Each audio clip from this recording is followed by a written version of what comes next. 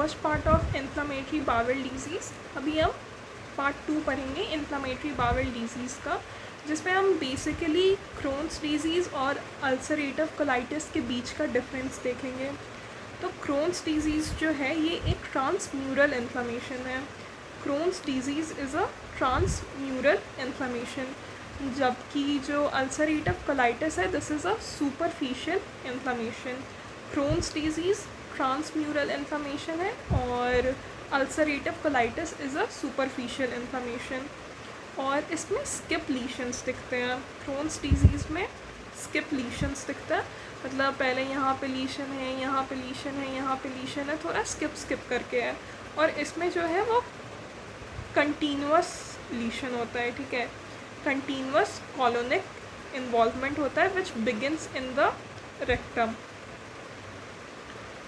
और इसमें backwash ileal inflammation present होता है, ठीक है। पहला पॉइंट कि ये ट्रांसम्यूरल इन्फ्लामेशन है और ये सुपरफिशियल इन्फ्लामेशन है। क्रोन्स डिजीज़ में स्किप लीशंस होते हैं और अल्सरेटिव कोलाइटिस में कंटिन्यूअस लीशन है, कंटिन्यूअस कॉलोनिक इन्वॉल्वमेंट होता है विच बिगिनस इन द रेक्टम। फिर क्रोन्स डिजीज़ का अर्लीस्ट फाइंडिंग देखें तो it involves aphthous ulcer. Aphthous ulcers are unusual location. They have unusual locations, जैसे कि वो पैलेट में हो जाएंगे, उवला में हो जाएंगे। They are greater than 4 centimeter and they are not resolving. जबकि अल्सरेटिव कोलाइटिस का अर्ली मैनिफेस्टेशन होता है म्यूकोजल ग्रैन्युलरिटी, ठीक है। जो कोलोनोस्कोपी करेंगे तो हमें अर्ली फाइंडिंग में म्यूकोजल ग्रैन्युलरिटी दिखेगा, ठीक है। इसका अर्लीस्ट फाइंडिंग हो गया एप्थस अल्सर।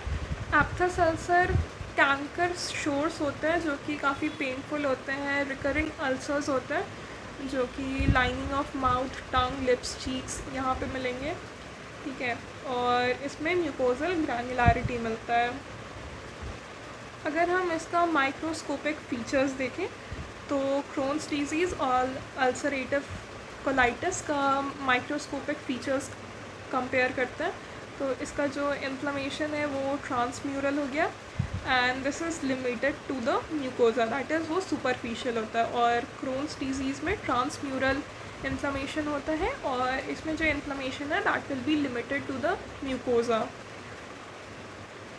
फिर फिशर्स के बारे में बात करें, फिस्टुला के बारे में बात करें, साइनसिस के बारे में बात करें, फाइब्रोसिस के बारे में बात करें तो वो सब क्रोन्स डिजीज़ में प्रेजेंट रहता है, ठीक है। जैसे फाइब्रोसिस प्रेजेंट है क्रोन्स डिजीज़ में, फिस्टुला और साइनसिस प्रेजेंट है, जबकि अल्सरेटिव कोलाइटिस में साइनसिस नहीं होता, फिस्टुला नहीं होता और फाइब्रोसिस भी माइल्ड टू नन होता है।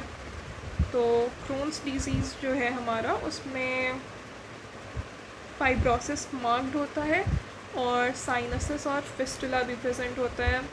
फिर स्यूडोपॉलिप्स का बात करें तो यहाँ पे तो मॉडरेट है, रेयर होता है और यहाँ पे मार्क्ड होता है।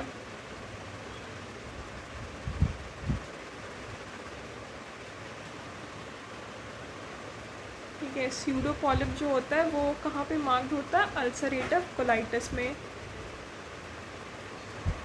ठीक है। तो स्यूडोपॉलिप्स अल्सरेटिव कोलाइटिस में मार्क्ड होता है। ये होता क्या है, दीज आर इन्फ्लामेटरी पॉलीपॉइड लीशंस जो कि कोलोन में बनता है because of chronic inflammation and ulceration, ठीक है। तो ये इन्फ्लामेटरी पॉलीपॉइड लीशंस होते हैं जो कि कोलोन में बनता है as a result of chronic inflammation and ulcerations, ठीक है। ये स्यूडोपॉलिप्स होते हैं, मतलब ट्रू पॉलिप्स तो नहीं है, ये इन्फ्लामेशन के कारण लीशंस हो रहे हैं, ठीक है। और ये हाइपरप्लास्टिक म्यूकोजा और इन्फ्लामेटरी सेल से बने होते हैं और छोटे ही होते हैं, ठीक है। सिंगल हो सकते हैं, मल्टीपल हो सकते हैं। तो स्यूडोपॉलिप मार्क्ड किस में होता है, दैट इज़ अल्सरेटिव कोलाइटिस में। इनमें एक और पॉइंट डिस्कस कर सकते हैं हम, दैट इज़ रेडियोलॉजिकल साइन।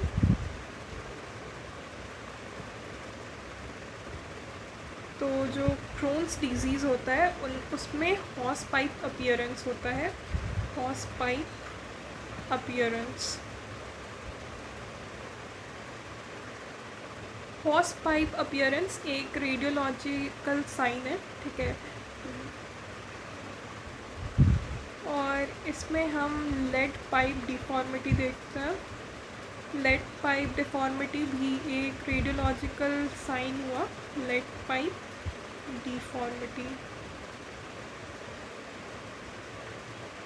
ठीक है। और इन दोनों में जो होता है दैट इज़ जो नॉर्मल कॉलोनिक हॉस्ट्रेशंस होते हैं वो लॉस हो जाते हैं, ठीक है। इन दोनों में जो नॉर्मल कॉलोनिक हॉस्ट्रेशंस होते हैं वो लॉस हो जाते हैं, मतलब जो टिपिकल सैक लाइक अपीयरेंस है कोलोन का वो लॉस हो जाता है।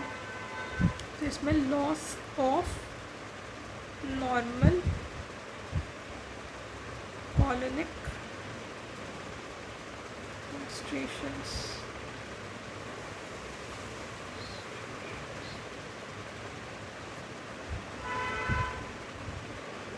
ठीक है।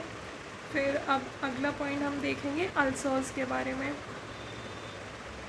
तो क्रोन्स डिजीज़ में जो अल्सर्स होते हैं वो डीप होते हैं, नाइफ लाइक होते हैं, डीप और नाइफ लाइक, और इसमें सुपरफिशियल होते हैं और ब्रॉड बेस्ड होते हैं। तो क्रोन्स डिजीज़ में जो अल्सर्स होते हैं वो कॉबल स्टोन अपीयरेंस बोलते हैं उसको, ठीक है। क्रोन्स डिजीज़ का जो अल्सर होता है उसको कॉबल स्टोन अपीयरेंस बोलते हैं, और इसका जो अल्सर है वो बहुत डीप होगा और नाइफ लाइक पॉइंटेड होगा, जबकि अल्सरेटिव कोलाइटिस का जो अल्सर है वो सुपरफिशियल होता है और ब्रॉड बेस्ड होता है, ठीक है। यहाँ पे आप कॉबल स्टोन अपीयरेंस देख सकते हैं, linear mucosal ulcer which imparts a cobblestone appearance to the mucosa and thickened intestinal wall। तो ये है cobblestone appearance जो कि Crohn's disease में दिखता है, ठीक है। इसमें जो अल्सर्स होता है वो डीप होगा और एकदम नाइफ लाइक होगा। और एक फीचर होता है Crohn's disease का कि इसमें क्रीपिंग फैट दिखता है, ठीक है। ये जो डायग्राम है इसमें आप देख सकते हैं क्रीपिंग फैट दिखता है, ठीक है। तो Crohn's डिजीज़ में दो फीचर्स हो गए, एक तो कॉबलस्टोन अपीयरेंस और दूसरा क्रीपिंग फैट।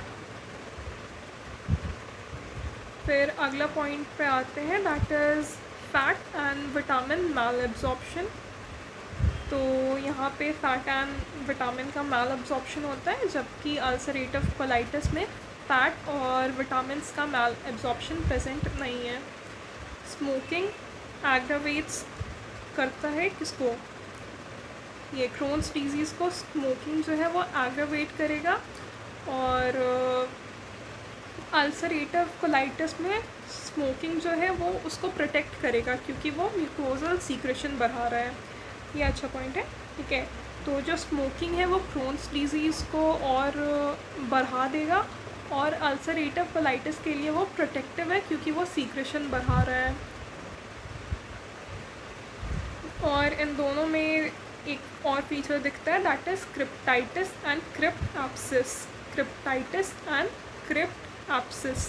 तो क्रिप्टाइटिस का तो मतलब क्लियर है, क्रिप्टाइटिस मतलब क्रिप्ट का इन्फ्लामेशन, और ये दोनों में दिखता है। क्रिप्ट का इन्फ्लामेशन जो है वो दोनों में दिखेगा, चाहे अल्सरेटिव कोलाइटिस हो या Crohn's डिजीज़ हो, क्रिप्टाइटिस दोनों में दिखेगा।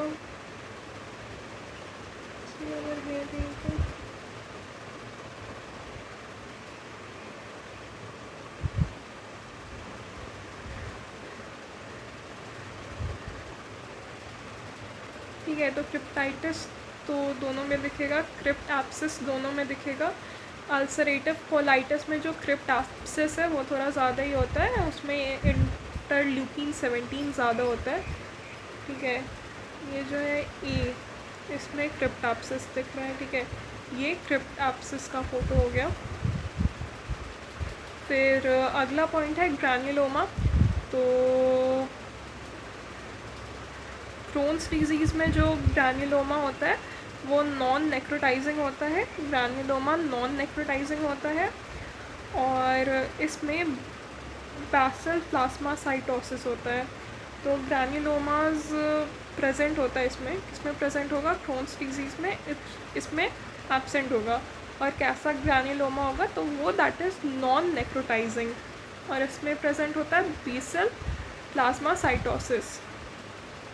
अल्सरेटिव कोलाइटिस में प्रेजेंट होता है बेसल प्लाज्मोसाइटोसिस, बेसल प्लाज्मोसाइटोसिस। और क्रोन्स डिजीज़ में होता है नॉन नेक्रोटाइजिंग। दोनों का एक कॉम्प्लिकेशन है, दैट इज़ दोनों के कारण एडिनोकार्सिनोमा होने का रिस्क ज़्यादा होता है। फिर रिकरेंस के बारे में देखते हैं। मैलिग्नेंट पोटेंशियल तो दोनों में है। मैलिग्नेंट पोटेंशियल क्रोन्स डिजीज़ में है विथ कोलोनिक इन्वॉल्वमेंट, और इसमें भी मैलिग्नेंट पोटेंशियल तो है। रिकरेंस आफ्टर सर्जरी कॉमन होता है क्रोन्स डिजीज़ में। अल्सरेटिव कोलाइटिस में सर्जरी के बाद रिकरेंस नहीं होता। फिर टॉक्सिक मेगाकोलोन का रिस्क किस में होता है, तो अल्सरेटिव कोलाइटिस में टॉक्सिक मेगाकोलोन का रिस्क होता है, और क्रोन्स डिजीज़ में नहीं होता। ठीक है। अल्सरेटिव कोलाइटिस में क्या होता है कि जो न्यूरल प्लेक्सेस है वो डिस्ट्रॉय हो जाता है, जो न्यूरल प्लेक्सेस है वो डिस्ट्रॉय हो जाते हैं, जिसके कारण प्लेक्सिस पेरिस्टालसिस इनहिबिट होता है,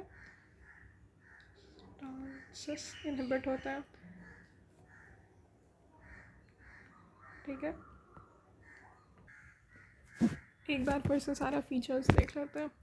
क्रोन्स डिजीज़ में जो होता है स्किप लीशंस होता है, इसमें कंटिन्यूस कोलोनिक इन्वॉल्वमेंट होता है, इसमें ट्रांसम्यूरल इन्फ्लेमेशन होता है, इसमें सुपरफिशियल इन्फ्लेमेशन होता है, अल्सर्स, फिशर्स, ये सब प्रेजेंट होता है क्रोन्स डिजीज़ में।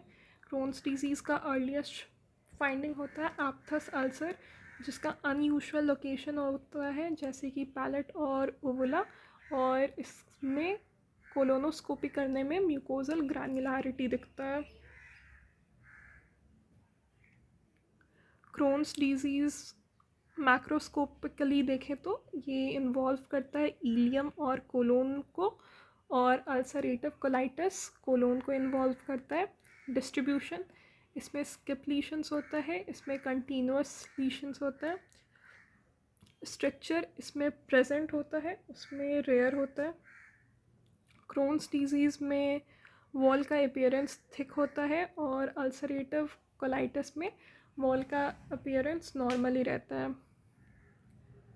क्रोन्स डिजीज़ में ट्रांसम्यूरल इन्फ्लेमेशन होता है, अल्सरेटिव कोलाइटिस में inflammation is limited to the mucosa. Pseudopolyp is marked in ulcerative colitis. Ulcers, deep and knife-like ulcers are found in Crohn's disease. Superficial and broad-based ulcers are found in ulcerative colitis. Lymphoid reaction is marked in Crohn's disease.